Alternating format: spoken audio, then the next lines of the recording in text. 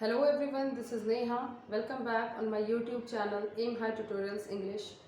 Friends, in the last session we discussed the determiners. What is the definition of determiner? What are the rules to use the determiners? And what are the differences between determiners and pronouns? Because there are many pronoun words which are included in determiners. तो हमने ये सारी चीज़ें last session में समझा था, discuss किया था. आज के इस सेशन में मैं आपके साथ टाइप्स ऑफ डिटर्मिनर्स को डिस्कस करने वाली हूँ. So let's start it. Types of determiners. So the first one type is articles. Second is demonstrative.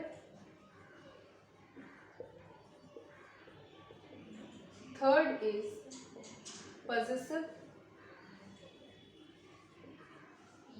And the fourth one is quantitative. Okay पहले ये देख लेते हैं थोड़े थोड़े एक इंट्रोडक्शन इनका. Articles come before noun words. Noun words के पहले आर्टिकल्स आते हैं. ऐसे तो हमने ये पढ़ा है कि डिटर्मिनर्स जो होते हैं वो हमेशा नाउन वर्ड या नाउन फ्रेज के पहले आते हैं. सो आर्टिकल्स भी नाउन के पहले आने वाले ही हैं. इसमें आर्टिकल्स तीन होते हैं mainly, a and the. Demonstrative means the word which points towards something, which indicate towards something, that is demonstrative. इसमें जो words आएंगे वो होंगे this, that, these और those. Now possessive means to show possession. कुछ ऐसे words जो किसी चीज़ पे possession को show करते हो. ठीक है. Next quantitative मतलब which tells about the amount of something. किसी चीज़ का अमाउंट पता चले, मात्रा पता चले, that is called the quantitative. ठीक है. Let's start the discussion with the articles now. देखिए आर्टिकल्स जो होते हैं वो तीन हैं, a, and the. Sorry. Then we need to first classify the articles into two parts.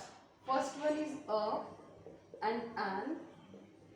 A and an are called the indefinite articles.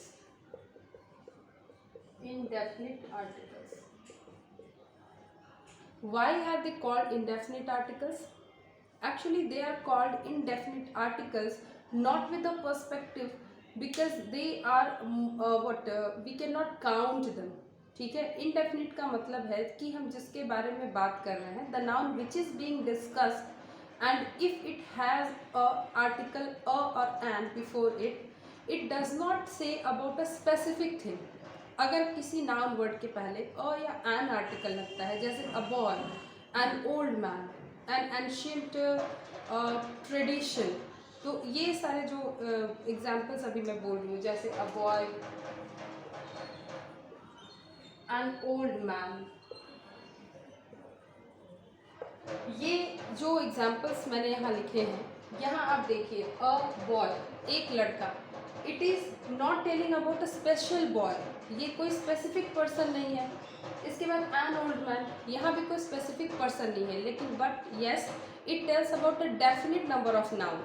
Number ये definite बताता है, क्योंकि अ और एन का मतलब होता है एक मतलब सिंगल, अ बॉय मतलब एक लड़का. So it is telling about a singular noun.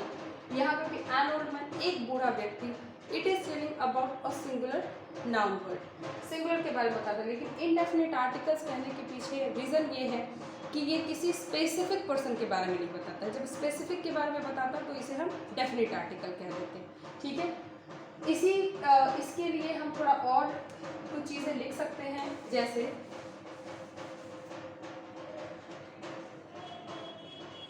they are used when you are talking about a general version of noun. जब हम नाउन के जनरल वर्जन की बात कर रहे हैं, जनरल वर्जन का मतलब है कि हम जिस नाउन वर्ड के बारे में बात करें, जो नाउन वर्ड हमने वहाँ सेंटेंस में अपने लगाया है, जिसके पहले आर्टिकल अ या एन आता है, वो क्या है, एक जनरल नेम है, कॉमन नेम है. जैसे बॉय, गर्ल, मैन, वुमन, ये सभी क्या है, ये कॉमन नेम्स हैं। तो जब कॉमन नेम के पहले कोई भी आर्टिकल अ या एन आता है, it means that it is there qualifying, it is qualifying there the common perspective या common version of noun, general version. ठीक है, तो ये एग्जाम्पल में हम लिख सकते हैं, example,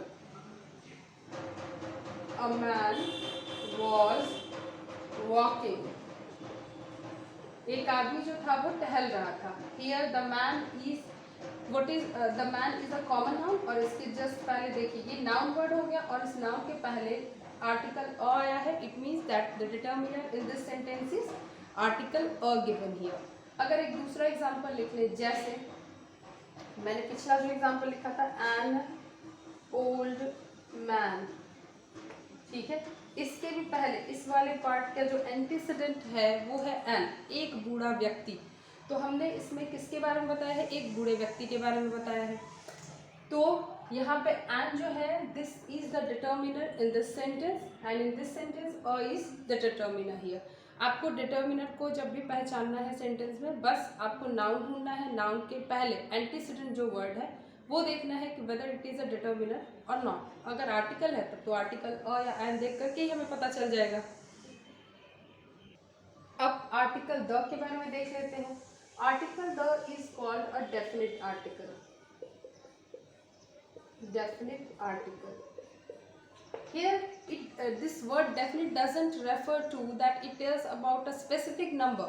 It doesn't tell about a specific number of nouns being told, but yes it tells about a definite या special name. कोई special name, specific particular name को बताता है, that is the article the. article the लग जाता है उस noun word के पहले. So we can write as a definition that it is a definite article meaning when a speaker is referring to a specific noun. Sorry. It is a definite article या फिर the is a definite article meaning when a speaker is referring to a specific noun. Article the जो है वो एक definite article है और वो ये बताता है कि जो स्पीकर है, सेंटेंस को कहने वाला जो स्पीकर है, वो किसी स्पेशल चीज़ के बारे में, स्पेशल नाउन को रेफर करता है, मतलब special version of noun we can say. So special version of noun का मतलब the common names of the common noun words will not be included there. अगर कॉमन नाउन वर्ड्स वहाँ include होते भी हैं, इट मीन्स हम कभी बहुत बार ऐसा होता है कि हम ऐसे सेंटेंसेस बनाते हैं जैसे a dog was lying in the street. ठीक है, जैसे a dog was lying in the street. The dog was shivering with cold. यहाँ दो सेंटेंसेस मैंने लिखे हैं. एक्चुअली ये जो सेकेंड वाला सेंटेंस है ये फर्स्ट वाले सेंटेंस का ही पार्ट है. तो अगर इस सेंटेंस में हम देखें तो dog is a common name, common noun हो गया. इसके पहले आर्टिकल अ है, मतलब this is the determiner in this sentence. And in next sentence यहाँ पे डॉग और द आ गया है article. So it is telling about the definite. Why it is used the before dog. Dog के पहले यहाँ पे द क्यों यूज हुआ है? वो इसलिए यूज हुआ है because here we have already talked about the dog. हमने यहाँ पहले ही उस डॉग का एक इंट्रोडक्शन दे दिया है कि हाँ एक डॉग है जो कि गली में है, और इसके बाद हम बता रहे हैं कि भाई वही कुत्ता जो है वो काँप रहा है ठंड की वजह से, या हाँ वो ठंड की वजह से काँप रहा है. तो हमने किसके बारे में बताया? ये जो डॉग है, ये डॉग ऑलरेडी यहाँ आ चुका है. तो अगर ऐसे सेंटेंसेस होते हैं जहाँ पे एक पर्सन के बारे में, कॉमन नाउन वर्ड के बारे में हम पहले ही डिस्कस कर चुके हैं, एक कॉमन वर्जन ऑफ नाउन के बारे में पहले डिस्कस कर चुके हैं, और फिर उसके बाद बारे में आगे बताते हैं, तो फिर हम आर्टिकल द लगा सकते हैं उस नाउन वर्ड के पहले. ठीक है, ये एग्जाम्पल क्लियर हो गया होगा. Now we will discuss the second one, demonstrative. Demonstrative में 4 वर्ड्स को मैं यहाँ लिख रही हूँ, यही वर्ड्स हैं जिससे हम आगे सेंटेंसेस में इन्हें यूज़ करेंगे। This, that, these and those. ठीक है, this and that are singular in number, ये दोनों सिंगुलर होते हैं, और दीज और दोज जो होते हैं ये प्लूरल होते हैं नंबर में। ठीक है, दिस और दीज का यूज जो है, दिस और दीज, इन दोनों का यूज हम करते हैं नियरर के सेंस में। When we are talking about a noun word, when we are referring to a noun that is near, जिसके बारे में बात करें वो हमारे पास में हो, तो दिस या दीज का यूज करेंगे। दिस जो है सिंगुलर, और दीज अगर एक है तो दिस, और एक से ज़्यादा है तो दीज। फिर दैट और दोज, ये जो है ये फार्दर के सेंस में आता है, मतलब थोड़ी दूरी के लिए। अगर हम जिसके बारे में बात कर रहे हैं, जिस भी ऑब्जेक्ट के बारे में बात कर रहे हैं वो हमसे थोड़ी दूर है या ज़्यादा दूर भी है, तो हम वहाँ पे दैट या दोज का यूज़ करेंगे। That is use for the singular and those will be use for the plural number which is more than 1 in number. ठीक है, ये बहुत ही छोटी सी बात थी। अब नेक्स्ट है, हम इसके बारे में थोड़ा सा डिस्कशन कर लेते हैं कि ये है क्या। ठीक है, तो एक्चुअली डेमोन्स्ट्रेटिव हमने प्रोनाउंस भी पढ़ा है, डेमोन्स्ट्रेटिव हमने एडजेक्टिव्स भी पढ़ा है। तो ये डेमोन्स्ट्रेटिव एडजेक्टिव और डेमोन्स्ट्रेटिव प्रोनाउन के ही वर्ड्स यहाँ पे है। फिर हम कैसे डिफ्रेंशिएट करेंगे कि भाई ये डिटर्मिनर के तौर पे हम इसे कैसे देखेंगे। When a noun will be just जब एक नाउन के जस्ट पहले इनमें से वर्ड्स आ जाएंगे तो वहाँ पे ये वर्ड्स डिटर्मिनर हो जाएंगे। ठीक है, चलिए let's write it. They are used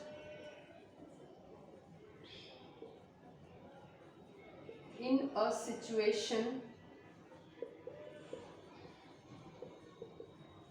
in which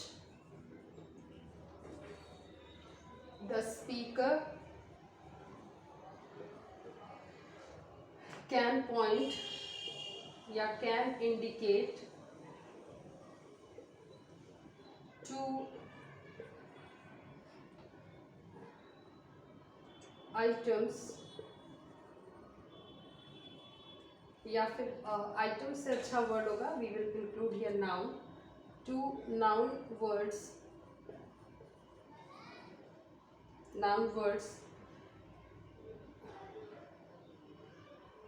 sorry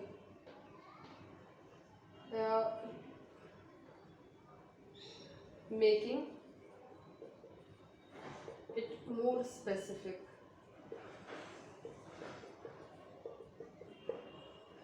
demonstrative determiners वो होंगे जब कोई स्पीकर जो होगा किसी सिचुएशन में किसी नाउन वर्ड को अगर और ज़्यादा स्पेसिफिक बनाना चाहता है, और ज़्यादा स्पेशलिटी के साथ बताना चाहता है, तो हम वहाँ पर इन डिटर्मिनर्स का यूज़ करेंगे, दिस, दैट, दीज और दोज का। ठीक है, एक एग्जांपल ले लेते हैं, जैसे दिस कार इज माइन, यह कार मेरी है। ठीक है, या फिर एक क्वेश्चन सेंटेंस ले सकते हैं, जैसे do you want to sell that car, क्या तुम उस कार को बेचना चाहते हो। यहाँ दैट जो वर्ड है this is the determiner, and here in this sentence this word is the determiner, और हमारे लिए जो नाउन वर्ड है वो है कार, और कार के पहले आने वाला जो वर्ड है वो क्या है, हमारे लिए डिटर्मिनर है। ठीक है, now we will learn about the third one. Now possessive. सबसे पहले पजेसिव का मतलब होता है, पजेसिव जो वर्ड बना है वो बना है वर्ड पोजेशन से।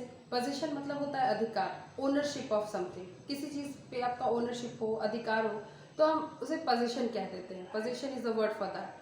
तो पजेसिव क्या हो जाएगा, when to show the ownership of something और anything that belongs to someone और सम पर्सन, तो हम उसे क्या करते हैं, पजेसिव के अंदर ले आते हैं। तो इसके लिए हम लिखेंगे when referring to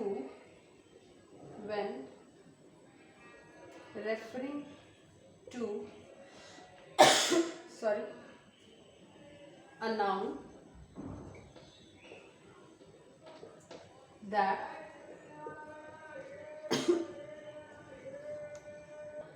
sorry, that belongs to something or someone, we can use possessive pronouns to show ownership. हम जब किसी भी ऐसे नाउन के बारे में बताते हैं जो किसी का हो, किसी पर्सन का, किसी चीज़ का हो, मतलब जिस चीज़ के बारे में बात करें वो किसी को बिलोंग करता है, उसके ऊपर किसी का ओनरशिप है, तो हम उसके लिए पॉजेसिव प्रोनाउंस को यूज़ करते हैं। क्योंकि पॉजेसिव प्रोनाउंस जो होते हैं, एक प्रोनाउंस में आपने केसेस पढ़ा होगा प्रोनाउंस का, that is nominative case, objective case and possessive case. तो nominative case is when the pronoun words are used as the subject के तौर पे जब यूज होंगे वो नॉमिनेटिव केस के प्रोनाउंस होते हैं। फिर उन्हीं प्रोनाउंस को हम चेंज कर देते हैं ऑब्जेक्टिव केस में। जब ऑब्जेक्ट की जगह पे प्रोनाउन वर्ड को ले आते हैं then we use the objective case of pronoun, और जब हम पोजेशन दिखा रहे होते हैं then we use the possessive case of pronoun. मैं इसे बताने के बाद एक छोटा सा बता दूंगी केस के बारे में। सो इसके एग्जांपल्स हो जाएंगे which one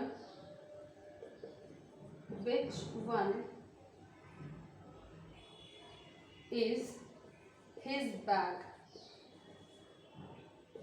बैग्स में से जो मतलब कौन सा बैग उसका है, तो यहाँ हिज का मतलब क्या है, उसका मतलब कोई पर्सन है जिसका कि ये बैग है। Bag is the noun and the antecedent word is his. So his is a possessive pronoun word and it tells about the ownership of bag to a person। तो ये इसलिए यहाँ पे इस सेंटेंस में his जो है वो हमारे लिए डिटर्मिनर हो गया। एक और एग्जांपल जैसे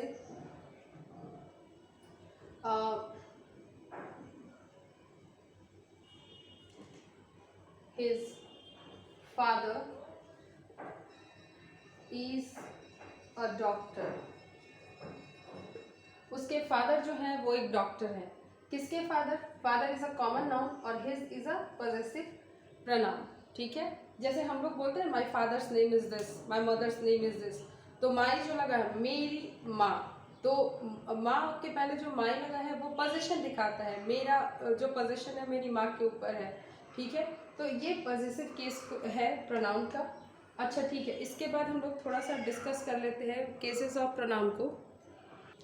प्रोनाउंस के 3 केसेस होते हैं, जिसमें पहला होता है नॉमिनेटिव केस, सेकंड होता है ऑब्जेक्टिव केस और थर्ड वन होता है पॉजेसिव केस। और हमें स्पेशली ये बताने का मेरा मोटो यही है कि मैं आपको ये समझा सकूं कि पॉजेसिव केस होता क्या है। इधर मैंने लिखा है, मैं यहाँ पे प्रोनाउन वर्ड्स को लिखने वाली हूँ। तो पहला जो प्रोनाउन वर्ड है वो है आई और सेकंड वन है वी। आई जो है वो सिंगुलर को बताता है और वी जो है ये प्लूरल नंबर को इंडिकेट करता है। ठीक है, और ये दोनों जो है ये फर्स्ट पर्सन है, ये दोनों जो है ये फर्स्ट पर्सन के हैं। नॉमिनेटिव केस आई का हो जाता है, आई का आई ही रह जाएगा। ठीक है, इसके बाद वी का वी रह जाएगा। नॉमिनेटिव केस सेम ही होता है। मैं एक काम करती हूँ, इस लाइन को मैं यहाँ से हटा देती हूँ क्योंकि नॉमिनेटिव केस जो है वो सेम रहता है। नॉमिनेटिव केस में कोई भी चेंज नहीं होता है। तो आई जो है ये आई और वी दोनों, आई जो है ये है सिंगुलर और वी जो है वो है प्लूरल, और ये दोनों बताते हैं फर्स्ट पर्सन के बारे में। ये दोनों फर्स्ट पर्सन में ही आते हैं। First person means the speaker. इसके बाद आई का ऑब्जेक्टिव केस हो जाता है मी और वी का हो जाता है अस। फिर आई का पॉजेसिव केस हो जाता है माई या माई। इसके बाद वी का पॉजेसिव केस हो जाता है आवर या आवर्स। इसके बाद सेकंड नंबर पे आता है यू। यू जो प्रोनाउन है ये प्लूरल की ही तरह हमेशा ट्रीट होता है। इसे हम सेकंड पर्सन में रखते हैं। इसका ऑब्जेक्टिव केस जो है वो यू ही रहता है और पॉजिटिव केस योर, ये योर्स हो जाता है। इसके बाद लास्ट में है थर्ड पर्सन सभी, जिसमें है ही, शी, इट और दे। तो ही, शी, इट ये तीनों हो जाते हैं सिंगुलर और दे जो है ये है प्लूरल। और ये दोनों ये सभी जो है ये थर्ड पर्सन में आते हैं। इनका ऑब्जेक्टिव केस ही का हो जाता है हिम, शी का हो जाता है हर, इट का हो जाता है इट और दे का हो जाता है देम। फिर पॉसेसिव केस ही का जो है वो हो जाता है हिज, हर का शी का हर्स, इट का इट्स और दे का देयर या फिर दियर्स हो जाता है। ठीक है, तो जब भी आप कभी कोई सेंटेंस बनाएंगे जहाँ पे नॉमिनेटिव केस का मतलब होता है नेम देना किसी भी चीज़ का। तो नेम देंगे मतलब सब्जेक्ट की जगह पे रखेंगे, तो सब्जेक्ट की जगह पे हमेशा यही वर्ड्स आएंगे प्रोनाउन के। अगर आप ऑब्जेक्ट की जगह पे प्रोनाउन वर्ड्स को रख रहे हैं तो ये वाला वर्जन आएगा। अगर आप पॉसेसिव केस की बात करते हैं तो ये वाला वर्जन आएगा जब आप किसी चीज़ के ऊपर पोजीशन शो कर रहे होंगे। ठीक है, तो इससे आप सेंटेंसेस बना सकते हैं, सेंटेंसेस बना के देख सकते हैं और फिर अगर कोई दिक्कत होती है तो you can let me know in the comment section. मुझे उम्मीद है कि ये जो अभी तक मैंने आज के सेशन में बताया that will be clear to you. अगर आपको ये वीडियोस अच्छे लगते हैं तो प्लीज़ आप मेरे वीडियोस को शेयर कीजिए, सब्सक्राइब कीजिए और ऐसे मेरे वीडियोस को देखते रहिए, अपना सपोर्ट देते रहिए। जो लास्ट टाइप बचा है डिटर्मिनर का वो मैं नेक्स्ट सेशन में कंप्लीट कर दूंगी और उसके साथ ही साथ जो प्रोनाउन वर्ड्स जो कि अक्सर डिटर्मिनर्स के साथ कंफ्यूज हो जाते हैं हम उन्हें समझने में, उसे भी मैं डिस्कस कर दूंगी। Thank you very much for watching. Have a nice day.